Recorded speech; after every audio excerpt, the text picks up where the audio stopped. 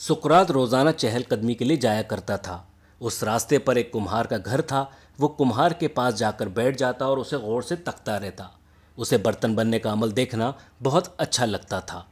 एक दिन कुम्हार ने उसकी महवियत देखकर अपने पास बुलाया और पूछा, बेटा तुम यहाँ से रोज़ गुजरते हो और मेरे पास बैठकर देखते रहते हो, तुम क्या देखते हो?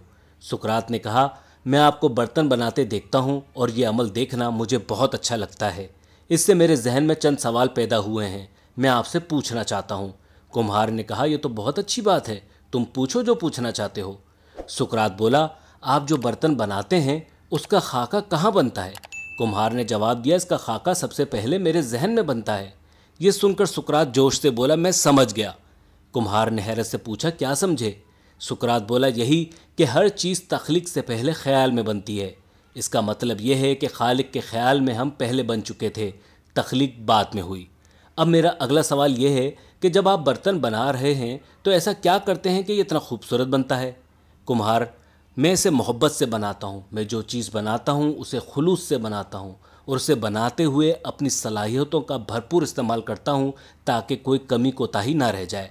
सुकरात ने इस बात में सर हिलाते हुए कहा, इसकी भी समझ आ गई, क्योंकि बनाने वाला हमसे मोहब्बत करता है, क्योंकि उसने हमें बनाया जो होता है। अगला सवाल यह है कि आप इतने अरसे से बर्तन बना रहे हैं, कोई ऐसी ख्वाहिश है कि जो आप चाहते हैं कि पूरी हो?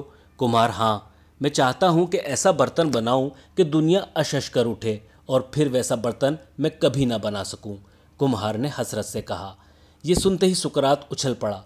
वो खालिक हर बार ऐसी तख्लीक करता है कि दुनिया बेअख्तियार अशश कर उठे, क्योंकि खालिक को पता है कि मैं जो ये इंसान इस दुनिया में भेज रहा हूँ इस जैसा कोई और दोबारा नहीं आएगा। सुकरात के दौर में नासा नहीं था, इसलिए कायनात के असरार और रमूज़ जानने के लिए उसने कुम्हार के काम पर गौर किया और राज़ कायनात पा गया। साइंस की आंखें मुकम्मल खुल चुकी हैं और वो तेज़ी से कायनात का जायज़ा लेती नज़र आती है।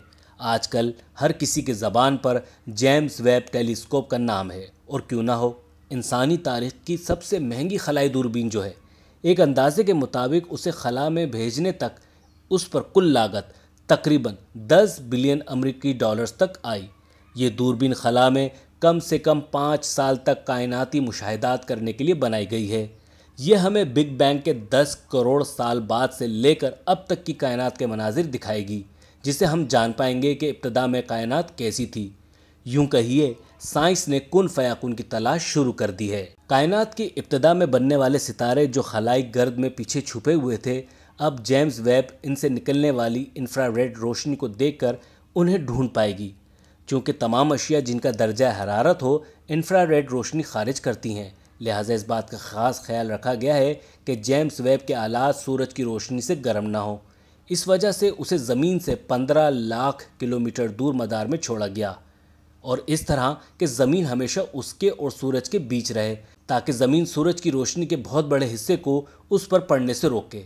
इसके अलावा उसका रुख सूरज की मुखालिफ सिमत रखा गया और सूरज की रोशनी से बचने के लिए उसकी पिछली तरफ रोशनी को मुनक्किस करने वाली 5 मुतवातिर परतें चढ़ाई गईं।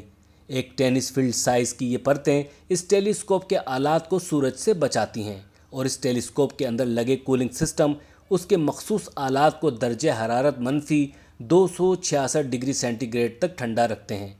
यह दर्जा हरारत किस कदर कम है, इसका अंदाज़ा इस बात से लगाएं कि ज़मीन पर अंटार्कटिका का औसत दर्जा हरारत महज -60 डिग्री है।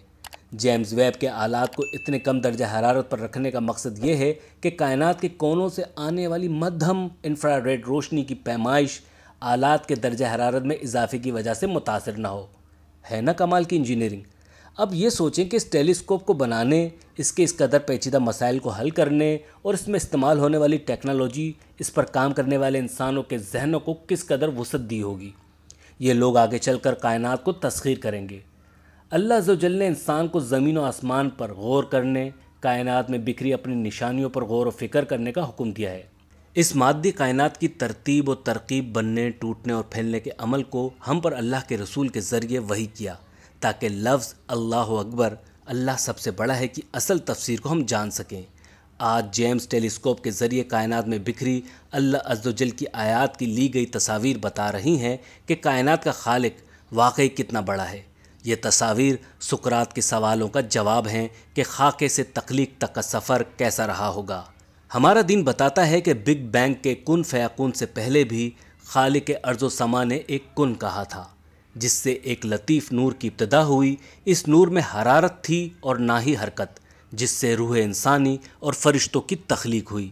یہ سب وحی کی صورت اہل ایمان تک پہنچ چکا ہے، جسے سائنس نہ دیکھ سکتی ہے اور نہ کبھی پہنچ سکتی ہے، لیکن منبع علم قرآن کے حامل ہم لوگ رب ذوالجلال کی کائنات کو تسخیر کرنے، ستاروں پر کمند ڈالنے سے بہت دور نظر آتے ہیں۔ قرآن میں موجود راز کائنات کی 1000 سے زائد آیتیں ہم سے چیخ کر کہہ رہی ہیں، جنہوں نے کوشش کی انہوں نے پا لیا، اور جو کنویں کے مینڈک رہے وقت انہیں پچھاڑتا ہوا آگے بڑھ گیا۔ 1000 سال بعد تسخیر کائنات کی تاریخ میں آپ کا حصہ نہیں ہوگا، لیکن سائنس کی ہر تحقیق خالق کی موجودگی پر مہر ثبت کرتی رہے گی اور بتاتی رہے گی کہ خالق اللہ اکبر ہے۔